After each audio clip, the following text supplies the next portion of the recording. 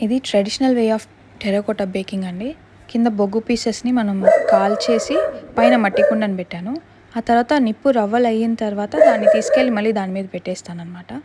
1 whole day అలానే వదిలేసి next day morning చూస్తే ఇలా మొత్తం బ్లాక్ అయిపోతది. అండ్ నేను దీన్ని పీసెస్‌ని తీసేస్తున్నాను. ఇక్కడ చూస్తే 1, 2 పీసెస్ టెర్రకోటా కలర్‌లోనే ఉన్నాయి. అంటే బేక్ అవ్వలేదు అన్నట్లు ఉన్నాయన్నమాట. కొన్నిసార్లు వాటర్‌లో కడిగిన తర్వాత ప్రాపర్‌గా బ్లాక్‌గా అయిపోయి, బేక్ అయిపోయి అనుకున్న పీసెస్ బ్రేక్ అయిపోతాయి. ఇలా టెర్రకోటా కలర్‌లో ఉండి ఇదేమన్నా సరిగ్గా బేక్ అవ్వలేదేమో అనుకుంటాం కదా! డౌట్ వస్తది కదా! అవి అయితే అంటే అవి బేక్ అయిపోయి ఉంటాయి.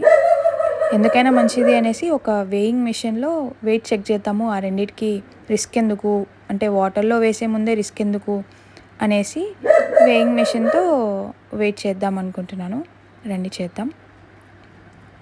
సో, ఇప్పుడు ప్రాపర్‌గా బేక్ అయిండేది పెడితే 4-5 గ్రామ్స్ ఉంది.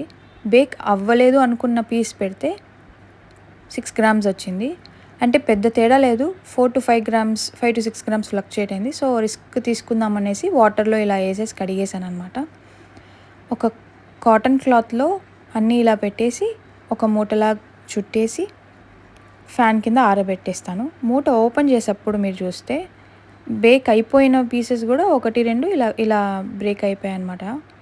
తేమ తగిలితే ఇలా పీసెస్ ఓపెన్ అయిపోతాయి. బేక్ అవ్వకపోతే తేమ పీల్చుకుంటాయి కాబట్టి. Thanks for watching.